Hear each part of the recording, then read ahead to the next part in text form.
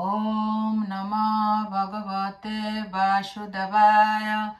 ওম নমঃ ভগবতে বাসুদেবায়। ওম নমঃ ভগবতে বাসুদেবায়। শ্রীমদ্ ভাগবত গীতা যথাযথ তৃতীয় অধ্যায় কর্মযোগ, শ্লোক 9। জঘাত্তাৎ কর্মণ অন্যত্র লোক অয়ং কর্ম বন্ধন তদত্তং কর্ম কৌন্তেয় মুক্ত সঙ্গ সমাচার। যজ্ঞাত্মা যজ্ঞ বা বিষ্ণুর জন্যই কেবল, কর্ম ন কর্ম অন্যত্র তাছাড়া, লোক এই জগতে, অয়ম এই কর্মবন্ধন কর্মবন্ধন, তৎ তার, অর্থম নিমিত্ত, কর্ম কর্ম কৌন্তেয় হে কুন্তি পুত্র, মুক্ত সঙ্গ আসক্তি রহিত হয়ে সমাচার অনুষ্ঠান কর। অনুবাদ: বিষ্ণুর প্রীতি সম্পাদন করার জন্য কর্ম করা উচিত, তা না হলে কর্মই এই জড় জগতের বন্ধনের কারণ। তাই হে কৌন্তেয়, ভগবানের সন্তুষ্টি বিধানের জন্যই কেবল তুমি তোমার কর্তব্য কর্ম অনুষ্ঠান করো এবং এভাবেই তুমি সর্বদাই কর্ম বন্ধন থেকে মুক্ত থাকতে পারবে। তাৎপর্য: যেহেতু দেহ প্রতিপালন করবার জন্য প্রতিটি জীবকে কর্ম করতে হয়, তাই সমাজের বর্ণ ও আশ্রম অনুসারে ভিন্ন ভিন্ন স্তরের জীবের জন্য ভিন্ন ভিন্ন কর্ম নির্ধারিত করা হয়েছে, যাতে তাদের উদ্দেশ্যগুলো যথাযথভাবে সাধিত হয়। যজ্ঞ বলতে ভগবান শ্রী বিষ্ণু অথবা যজ্ঞানুষ্ঠানকে বোঝায়, তাই তাকে প্রীতি করার জন্যই সমস্ত যজ্ঞের অনুষ্ঠান করা হয়। বেদে বলা হয়েছে, যজ্ঞ বৈ বিষ্ণু। পক্ষান্তরে নানা রকম আচার অনুষ্ঠানের মাধ্যমে যজ্ঞ করা আর সরাসরিভাবে ভগবান শ্রী বিষ্ণুর সেবা করার দ্বারা একই উদ্দেশ্য সাধিত হয়। সুতরাং কৃষ্ণ ভাবনামিত হচ্ছে যজ্ঞানুষ্ঠান, কেননা এই শ্লোকে তা প্রতিপন্ন হয়েছে। বর্ণাশ্রম ধর্মের উদ্দেশ্য হচ্ছে ভগবান শ্রী বিষ্ণুকে সন্তুষ্ট করা। বর্ণাশ্রমাচারব্রতা পুরুষেণ পর পুমান বিষ্ণুরা রাধ্যতে, বিষ্ণু পুরাণ। তাই বিষ্ণুকে সন্তুষ্ট করার জন্য কেবল কর্ম করা উচিত। এছাড়া আর সমস্ত কর্মই আমাদের এই জড়জগতের বন্ধনে আবদ্ধ করে রাখে। সেই কর্ম ভালোই হোক আর খারাপই হোক, সেই কর্মের ফল অনুষ্ঠাতাকে জড় বন্ধনে আবদ্ধ করে রাখে। তাই শ্রীকৃষ্ণকে অথবা শ্রী বিষ্ণুকে সন্তুষ্ট করার জন্য কৃষ্ণ ভাবনাময় হয়ে কর্ম করতে হয়। এভাবে যে ভগবানের সেবা পরায়ণ হয়েছে, সে আর কখনো জড় বন্ধনে আবদ্ধ হয় না। মুক্ত স্তরে বিরাজিত এটি হচ্ছে কর্ম সম্পাদনের মহৎ কৌশল এবং এই পন্থার শুরুর প্রারম্ভে দক্ষ পথ প্রদর্শকের এর প্রয়োজন হয়। ভগবত তত্ত্বজ্ঞানী শুদ্ধ ভক্তের তত্ত্বাবধানে অথবা স্বয়ং ভগবানের তত্ত্বাবধানে, যেমন ভগবান শ্রীকৃষ্ণের তত্ত্বাবধানে অর্জুন করেছিলেন। গভীর নিষ্ঠার সঙ্গে এই যোগ সাধন করতে হয়। ইন্দ্রিয় তর্পণের জন্য কিছুই করা উচিত নয়, বরং সবকিছুই শ্রীকৃষ্ণের সন্তুষ্টি বিধানের জন্য করা উচিত। এভাবেই অনুশীলনের ফলে শুধু যে কর্মফলের বন্ধন থেকে মুক্ত থাকা যায় তাই নয়, তাছাড়া ভগবানের অপ্রাকৃত প্রেম ভক্তির স্তরে ক্রমশ উন্নত হওয়া যায়, যার ফলে তার সচ্চিদানন্দময় পরম ধামে উপনীত হওয়া সম্ভব হয়। শ্লোক 10।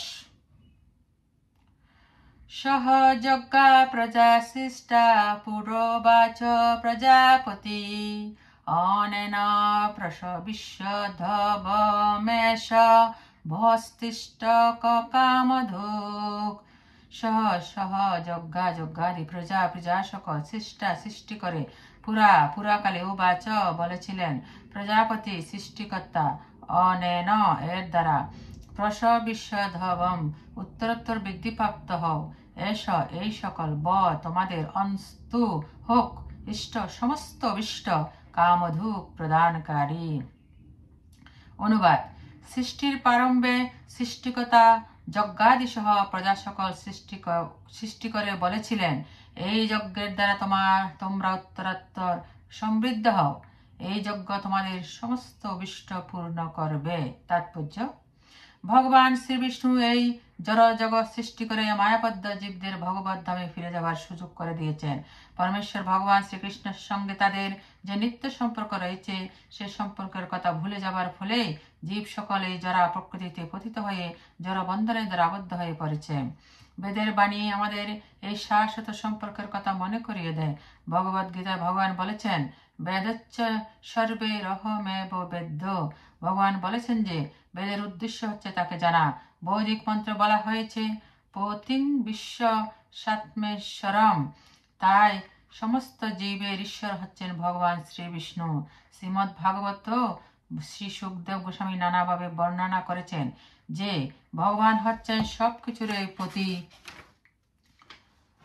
শ্রিয়পতি, যজ্ঞপতি, প্রজাপতি, ধিয়াংপতি, লোকপতি, ধরাপতি, পতি গতি চাহাধক বৃষিষাতং প্রসীদতং মে ভগবান শতাংপতি। ভগবান বিষ্ণু হচ্ছেন প্রজাপতি। তিনি সমস্ত জীবের পতি, তিনি সমস্ত বিশ্ব চরাচরের পতি, তিনি সমস্ত সৌন্দর্যের পতি এবং তিনি সকলের ত্রাণকর্তা। তিনি এই জড়জগৎ সৃষ্টি করেছেন যাতে জীব যজ্ঞ অনুষ্ঠান করে তাকে তুষ্ট করতে পারে এবং তার ফলে তারা এই জড়জগতে নিরুদ্বিগ্নভাবে সুখে ও শান্তিতে বসবাস করতে পারে। তারপর এই জড়দেহ ত্যাগ করার পর তারা ভগবানের অপ্রাকৃত লোকে প্রবেশ করতে পারে। অপার করুণাময় ভগবান মায়াবদ্ধ জীবের জন্য এই সমস্ত আয়োজন করে রেখেছেন। যজ্ঞ অনুষ্ঠান করার ফলে বদ্ধ জীব ক্রমশ কৃষ্ণ চেতনা লাভ করে এবং সর্ববিষয়ে ভগবানের দিব্য গুণাবলী অর্জন করে। বৈদিক শাস্ত্রে কলিযুগে সংকীর্তন যজ্ঞ অর্থাৎ সঙ্গবদ্ধভাবে উচ্চস্বরে ভগবানের নাম কীর্তন করার নির্দেশ দেওয়া হয়েছে। শ্রী চৈতন্য মহাপ্রভু এই সংকীর্তন যজ্ঞের প্রবর্তন করে গেছেন যাতে এই যুগের সব জীবই এই জড়বন্ধন মুক্ত হয়ে ভগবানের কাছে ফিরে যেতে পারে। সংকীর্তন যজ্ঞ এবং কৃষ্ণ ভাবনা একই সঙ্গে চলবে। কলিযুগে শ্রী চৈতন্য মহাপ্রভু রূপে অবতরণ করে ভগবান শ্রীকৃষ্ণ যে সংকীর্তন যজ্ঞের প্রবর্তন করবেন সেই কথা শ্রীমদ্ ভাগবতে বলা হয়েছে। কৃষ্ণবর্ণং তৃষা কৃষ্ণং সঙ্গপঙ্গস্রপাশদম যজ্ঞে সংকীর্তন প্রায়জন্তি হি সুমেদেশম। এই কলিযুগে যথেষ্ট বুদ্ধিমত্তা সম্পন্ন মনীষীরা সংকীর্তন যজ্ঞের দ্বারা পাশযুক্ত ভগবান শ্রী গৌর হরির আরাধনা করবেন। বৈদিক শাস্ত্রে আর যে সমস্ত যাগ যজ্ঞের কথা বলা হয়েছে সেগুলোর অনুষ্ঠান করা এই কলিযুগে সম্ভব নয়, কিন্তু সংকীর্তন যজ্ঞ এত সহজ ও উচ্চ স্তরের যে সকল উদ্দেশ্যে অনায়াসে যে কেউ এই যজ্ঞ অনুষ্ঠান করতে পারে এবং ভগবদ গীতায়ও তা প্রতিপন্ন হয়েছে। শ্লোক 11। দেবান ভাবয়তানেন তে দেবা ভাবয়ন্তু বা পরস্পরং ভাবয়ন্ত শ্রেয় পরমবাপ্স্যতাম। দেবান দেবতারা ভাবয়তা সন্তুষ্ট হয়ে অনেন এই যজ্ঞের দ্বারা তে সে দেবা দেবতারা ভাবয়ন্তু প্রীতি সাধন করবেন ব তোমাদের পরস্পরম পরস্পর ভাবয়ন্ত প্রীতি সাধন করে শ্রেয় মঙ্গল পরম পরম অবাপ্স্যত লাভ করবে। অনুবাদ: তোমাদের যজ্ঞ অনুষ্ঠানে প্রীত হয়ে দেবতারা তোমাদের প্রীতি সাধন করবেন। এভাবে পরস্পরের প্রীতি সম্পাদন করার মাধ্যমে তোমরা পরম মঙ্গল লাভ করবে। তাৎপর্য: ভগবান জড়জগতের দেখাশোনার ভার ন্যস্ত করেছেন বিভিন্ন দেব দেবীর উপর। এই জড়জগতে প্রতিটি জীবের জীবন ধারণের জন্য আলো, বাতাস, জল আদির প্রয়োজনীয়তা অপরিহার্য। ভগবান তাই এই সমস্ত অকাতরে দান করেছেন এবং এই সমস্ত বিভিন্ন শক্তির তত্ত্বাবধান করার ভার তিনি দিয়েছেন বিভিন্ন দেবদেবীর উপর, যারা হচ্ছেন তার দেহের বিভিন্ন অংশস্বরূপ। এই সমস্ত দেবদেবীর প্রসন্নতা ও অপ্রসন্নতা নির্ভর করে মানুষের যজ্ঞ অনুষ্ঠান করার উপর। ভিন্ন ভিন্ন যজ্ঞ ভিন্ন ভিন্ন দেবদেবী তুষ্ট সাধনের জন্য অনুষ্ঠিত হয়। কিন্তু তা হলো সমস্ত যজ্ঞের যজ্ঞপতি এবং পরম ভক্তারূপে শ্রী বিষ্ণুর আরাধনা করা হয়। ভগবদ গীতাতেও বলা হয়েছে যে শ্রীকৃষ্ণ স্বয়ং সমস্ত যজ্ঞের ভোক্তা, ভক্তানাং যজ্ঞ তপস্যাম। তাই যজ্ঞপতি এর চরম তুষ্ট বিধান করাই হচ্ছে সমস্ত যজ্ঞের প্রধান উদ্দেশ্য। এই সমস্ত যজ্ঞগুলি যখন সুচারুরূপে অনুষ্ঠিত হয় তখন বিভিন্ন বিভাগীয় প্রধান দেবদেবীরা সন্তুষ্ট হয়ে প্রচুর পরিমাণে প্রাকৃতিক ঐশ্বর্য দান করেন এবং মানুষের তখন আর কোনো অভাব থাকে না। এভাবে যজ্ঞ অনুষ্ঠান করলে ধন ঐশ্বর্য লাভ হয় ঠিকই, কিন্তু এই লাভগুলি যজ্ঞের মুখ্য উদ্দেশ্য নয়। যজ্ঞের মুখ্য উদ্দেশ্য হচ্ছে জড়বন্ধন থেকে মুক্ত হওয়া। যজ্ঞপতি বিষ্ণু যখন প্রীত হন তখন তিনি জীবকে মায়ার বন্ধন থেকে মুক্ত করেন। যজ্ঞ অনুষ্ঠানের ফলে সব রকমের কার্যকলাপ পরিশুদ্ধ হয়। তাই বেদে বলা হয়েছে আহার শুদ্ধ সত্য শুদ্ধি, সত্য শুদ্ধ ধ্রুব স্মৃতি, স্মৃতি লম্বে সর্বগন্তিনাং বিপ্র মোক্ষ। যজ্ঞ অনুষ্ঠান করার ফলে খাদ্য সামগ্রী শুদ্ধ হয় এবং তা আহার করার ফলে জীবের সত্তা শুদ্ধ হয়। সত্তা শুদ্ধ হওয়ার ফলে স্মৃতি শুদ্ধ হয় এবং তখন সে মোক্ষ লাভের পথ খুঁজে পায়। এভাবে জীবের চেতনা কলুষ মুক্ত হয়ে কৃষ্ণ ভ্রমণের পথে অগ্রসর হয়। এই শুদ্ধ চেতনা সুপ্ত হয়ে গেছে বলে আজকের জগৎ এইরকম বিভ্রান্ত হয়ে পড়েছে। শ্লোক 12। ইষ্টান ভোগান হি বো দেবা দর্শন্তে যজ্ঞ ভাবিতা তদত্তানাং প্রধায়েভ্যো যপুংস্তে স্তনয়ে বশ। ইষ্টান বাঞ্ছিত, ভোগান ভোগ্য বস্তু হি অবশ্যই তোমাদের দেবা দেবতারা দর্শন্তে দান করবেন, যজ্ঞ ভাবিতা যজ্ঞ অনুষ্ঠানের ফলে সন্তুষ্ট হয়ে তো তাদের দ্বারা দত্তান প্রদত্ত বস্তু সকল অপ্রদায় নিবেদন না করে ভোগ দেবতাদেরকে যে ভুংস্তে ভোগ করে স্তেন চোর এবং অবশ্যই সে। অনুবাদ: যজ্ঞের ফলে সন্তুষ্ট হয়ে দেবতারা তাদের বাঞ্ছিত ভোগ্যবস্তু প্রদান করবেন, কিন্তু দেবতাদের প্রদত্ত বস্তু তাদের নিবেদন না করে যে ভোগ করে সে নিশ্চয়ই চোর। তাৎপর্য: জীবের জীবন ধারণ করার জন্য যা কিছু প্রয়োজন তা সবই ভগবান শ্রী বিষ্ণুর নির্দেশ অনুসারে বিভিন্ন দেবদেবীরা সরবরাহ করেছেন। তাই যজ্ঞ অনুষ্ঠান করে এই সমস্ত দেবদেবীদের তুষ্ট করতে শাস্ত্রে নির্দেশ দেওয়া হয়েছে। বেদে বিভিন্ন দেবদেবীর উদ্দেশ্যে বিভিন্ন যজ্ঞ করার নির্দেশ দেওয়া হয়েছে, কিন্তু সমস্ত যজ্ঞের পরম বক্তা হচ্ছেন স্বয়ং ভগবান। যাদের ভগবান সম্বন্ধে কোনো ধারণা নেই, যারা অল্প বুদ্ধি সম্পন্ন, বিভিন্ন দেবদেবীর উদ্দেশ্যে তাদের যজ্ঞ অনুষ্ঠান করতে বলা হয়েছে। মানুষেরা যে বিভিন্ন জড়গুণের দ্বারা প্রভাবিত, সেই অনুসারে বেদে বিভিন্ন ধরনের যজ্ঞ করার নির্দেশ দেওয়া হয়েছে। একইভাবে বিভিন্ন গুণ অনুসারে বিভিন্ন দেবদেবীর পূজা করারও নির্দেশ দেওয়া হয়েছে। যেমন যারা মাংসাশী, তাদের জরা প্রকৃতির বিভীষৎরূপী কালীর পূজা করার নির্দেশ দেওয়া হয়েছে এবং কালীর কাছে পশু বলি দেওয়ার বিধান দেওয়া হয়েছে। কিন্তু যারা সত্যগুণে অধিষ্ঠিত, তাদের নির্দেশ দেওয়া হয়েছে পরমেশ্বর ভগবান শ্রী বিষ্ণুর আরাধনা করতে। সমস্ত যজ্ঞের উদ্দেশ্য হচ্ছে ধীরে ধীরে জড়স্তর অতিক্রম করে অপাকৃত স্তরে উন্নীত হওয়া।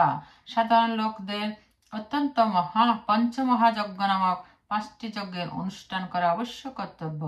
আমাদের বোঝা উচিত যে মনুষ্য সমাজে যা কিছু প্রয়োজন তা সবই আছে ভগবানের প্রতিনিধি বিভিন্ন দেবদেবীর কাছ থেকে। কোনো কিছু তৈরি করার ক্ষমতা আমাদের নেই। যেমন মানব সমাজের নিত্য প্রয়োজনীয় খাদ্য, ফলমূল, শাক সবজি, দুধ, চিনি, এগুলির কোনোটাই আমরা তৈরি করতে পারি না। তেমনই আবার নিত্য প্রয়োজনীয় জিনিসগুলো যেমন উত্তাপ, আলো, বাতাস, জল আদিও কেউ তৈরি করতে পারে না। ভগবানের ইচ্ছার ফলে পূর্ণ সূর্য কিরণ দান করে ভগবানের ইচ্ছার ফলে সূর্য কিরণ দান করে, চন্দ্র জ্যোৎস্না বিতরণ করে, বায়ু প্রবাহিত হয়, বৃষ্টির ধারায় ধরণীর অস্বসিক্ত হয়। এগুলো ছাড়া কেউ বাঁচতে পারে না। এভাবে আমরা দেখতে পাই আমাদের জীবন ধারণ করার জন্য যা কিছু প্রয়োজন তা সবই ভগবান আমাদের দিচ্ছেন। এমনকি কলকারখানায় আমরা যে সমস্ত জিনিস বানাচ্ছি তাও তৈরি হচ্ছে ভগবানের দেওয়া বিভিন্ন ধাতু, গন্ধক, পারদ, ম্যাঙ্গানিজ আদি প্রয়োজনীয় উপাদানগুলি দিয়ে। আমাদের অগোচরে ভগবান আমাদের সমস্ত প্রয়োজনগুলি মিটিয়ে দিয়েছেন। যাতে আমরা আত্মোপলব্ধির জন্য সচ্ছল জীবন যাপন করে জীবনের পরম লক্ষ্য পরিচালিত হতে পারি, অর্থাৎ যাকে বলা হয় জড়জাগতিক জীবন সংগ্রাম থেকে চিরতরে মুক্তি। জীবনের এই উদ্দেশ্য সাধিত হয় যজ্ঞ অনুষ্ঠান করার মাধ্যমে। আজ আমরা যদি জীবনের উদ্দেশ্য ভুলে গিয়ে ভগবানের দেওয়া সম্পদগুলি কেবল ইন্দ্রিয় সুখ ভোগের জন্য ব্যবহার করি এবং তার বিনিময়ে ভগবানকে এবং তার প্রতিনিধিদের কিছুই না দিই, তবে তা চুরি করারই শামিল। এবং তা যদি আমরা করি তাহলে প্রকৃতির আইনে আমাদের শাস্তি ভোগ করতেই হবে। যে সমাজ চোরের সমাজ তা কখনোই সুখী হতে পারে না, কেননা তাদের জীবনের কোনো উদ্দেশ্য নেই। স্থূল জড়বাদী যে সমস্ত চোরেরা ভগবানের সম্পদ চুরি করে জড় জগৎকে ভোগ করত উন্মত্ত, তাদের জীবনের কোনো উদ্দেশ্য নেই। তাদের একমাত্র বাসনা হচ্ছে জড় ইন্দ্রিয় সুখ ভোগ করা। জড় যজ্ঞ করে কিভাবে ভগবানের ইন্দ্রিয়কে তুষ্ট করতে হয় তা তারা জানে না। শ্রী চৈতন্য মহাপ্রভু সব চাইতে সহজ যজ্ঞ সংকীর্তন যজ্ঞের প্রবর্তন করে গেছেন। এই যজ্ঞ যে কেউ অনুষ্ঠান করতে পারে এবং তার ফলে কৃষ্ণ ভাবনার অমৃত পান করতে পারে। শ্লোক 13। যজ্ঞ শিষ্ট শিন সন্ত মুচ্ছন্তে সর্বকিল্লিশে ভুজন্তে তে থগং পাপা যে বচ্ছন্তাত্ম কারণাৎ। যজ্ঞশিষ্ট যজ্ঞাবশেষ ও শিন ভোজনকারী সন্ত ভক্তগণ মুচ্ছতে মুক্ত হন সর্বপ্রকার কিলবিষে পাপ থেকে। ভুঞ্জতে ভোগ করে তে তারা তু কিন্তু অঘম পাপীরা যে যারা পচন্তি পাপ করে আত্মকারণাৎ নিজের জন্য। অনুবাদ: ভগবত ভক্তরা সমস্ত পাপ থেকে মুক্ত হন তা কারণ তারা যজ্ঞাবশিষ্ট অন্নাদি গ্রহণ করেন। যারা কেবল স্বার্থপর হয়ে নিজেদের ইন্দ্রিয়ের তৃপ্তির জন্য অন্নাদি পাপ করে তারা কেবল পাপই ভোজন করে। তাৎপর্য: যে ভগবত ভক্ত কৃষ্ণ ভাবনামৃত পান করেছেন তাকে বলা হয় সন্ত। তিনি সব সময় ভগবানের চিন্তায় মগ্ন। ব্রহ্ম সংহিতাতে তার বর্ণনা করে বলা হয়েছে, প্রেমাঞ্জন চুরিত ভক্তি বিলোচনেন সন্ত সদৈব হৃদয়েষু বিলোকয়ন্তি। যেহেতু সন্তগণ সদা সর্বদাই পরম পুরুষোত্তম ভগবান গোবিন্দ আনন্দ প্রদানকারী অথবা মুকুন্দ মুক্তিদাতা অথবা শ্রীকৃষ্ণ সর্বাকর্ষক পুরুষ এর প্রেমে মগ্ন থাকেন, সেই জন্য তারা ভগবানকে প্রথমে অর্পণ না করে কোনো কিছুই গ্রহণ করেন না। তাই এই ধরনের ভক্তরা শ্রবণ কীর্তন স্মরণ অর্চন আদি বিবিধ ভক্তির অঙ্গের দ্বারা সর্বক্ষণই যজ্ঞ অনুষ্ঠান করেছেন এবং এই সমস্ত অনুষ্ঠানের ফলে তারা কখনোই জড় জগতের কুলুষতার দ্বারা প্রভাবিত হন না। অন্য সমস্ত লোকেরা যারা আত্মতৃপ্তির জন্য নানা রকম উপাদেয় খাদ্য প্রস্তুত করে খায়, শাস্ত্রে তাদের চোর বলে গণ্য করা হয়েছে এবং তাদের সেই খাদ্যের সঙ্গে সঙ্গে তারা প্রতি গ্রাসে পাপও গ্রহণ করে। যে মানুষ চোর ও পাপী সে কি করে সুখী হতে পারে তা কখনোই সম্ভব নয়। তাই সর্বতভাবে সুখী হওয়ার জন্য তাদের কৃষ্ণ ভাবনায় উদ্বুদ্ধ হয়ে সৎ সংকীর্তন যজ্ঞ করার শিক্ষা গ্রহণ করতে হবে। তা না হলে এই পৃথিবীতে সুখ ও শান্তি লাভের কোনো আশাই নেই। শ্লোক 14। অন্নাদ ভবন্তি ভূতানি পর্জন্যাদন্ন সম্ভবা যজ্ঞাদ ভবতি পর্জন্য যজ্ঞ কর্ম সবুদ্ভব। অন্নাদ অন্ন থেকে ভবন্তি উৎপন্ন হয় ভূতানি জড়দেহ পর্জন্যাদ বৃষ্টি থেকে অন্ন সম্ভব উৎপন্ন হয় যজ্ঞাদ যজ্ঞ থেকে ভবতি সম্ভব হয় পর্জন্য বৃষ্টি যজ্ঞ অনুষ্ঠান কর্ম শাস্ত্রোক্ত কর্ম সমুদ্ভব উদ্ভব হয়। অনুবাদ: অন্নকে প্রাণীগণ জীবন ধারণ করে, বৃষ্টি হওয়ার ফলে অন্ন উৎপন্ন হয়, যজ্ঞ অনুষ্ঠান করার ফলে বৃষ্টি উৎপন্ন হয় এবং শাস্ত্রোক্ত কর্ম থেকে যজ্ঞ উৎপন্ন হয়।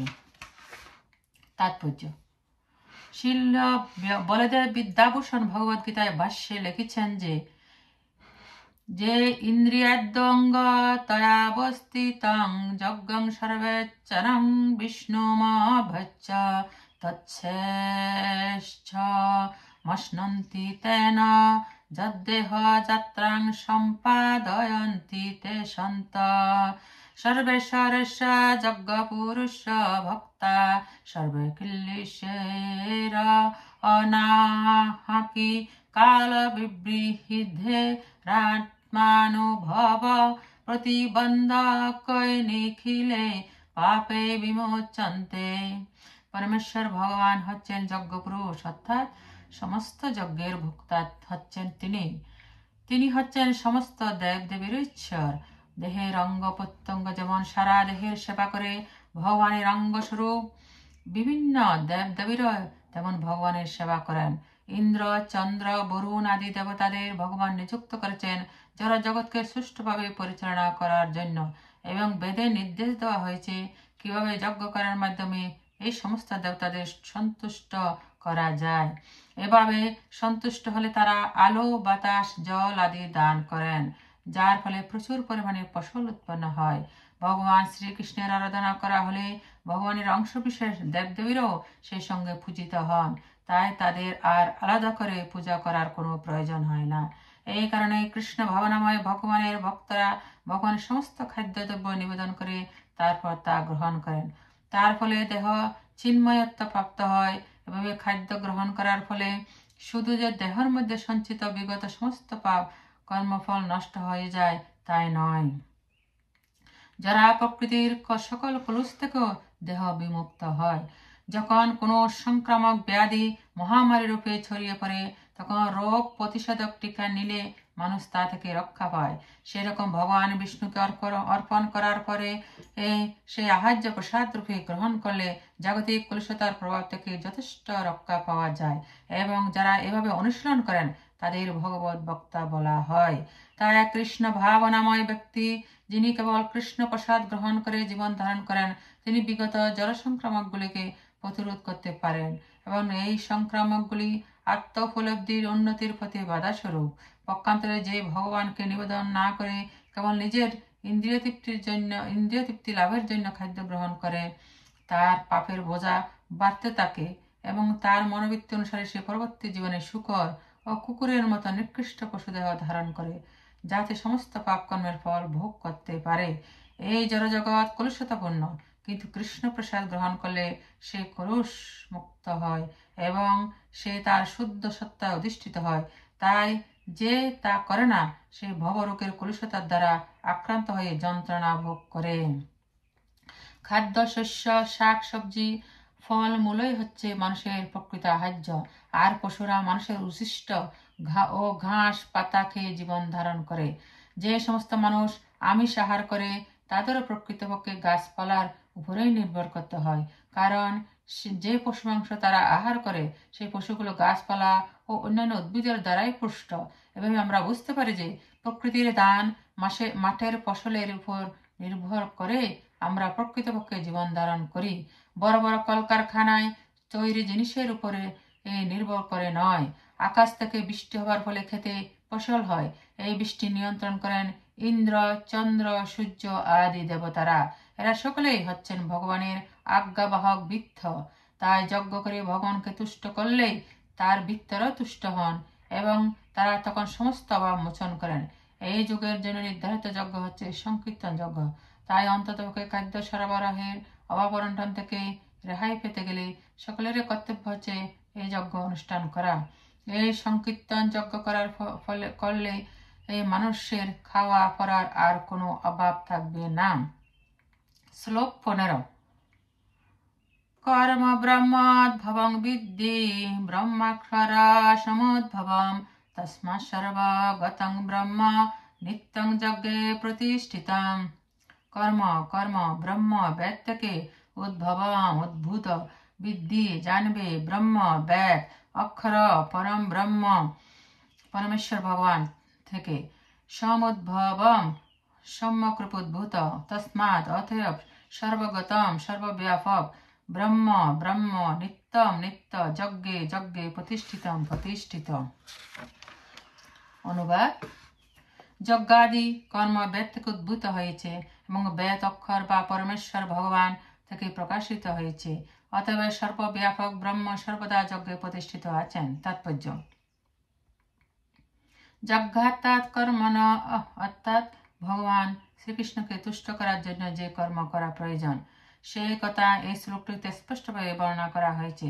যজ্ঞ পুরুষ শ্রী বিষ্ণুর সন্তুষ্টির জন্য যখন আমাদের কর্ম করতে হয় তখন আমাদের কর্তব্য হচ্ছে বেদের এর নির্দেশ অনুসারে সমস্ত কর্ম সাধন করা। বেদে সমস্ত কর্ম পদ্ধতি বর্ণনা করা হয়েছে। যে কর্ম বেদে অনুমোদিত হয়নি তাকে বলা হয় বিকর্ম বা পাপ কর্ম। তাই বেদের নির্দেশ অনুসারে সমস্ত কর্ম করাটাই হচ্ছে বুদ্ধিমানের কাজ। তাতে কর্ম ফলের বন্ধন থেকে মুক্ত থাকা যায়।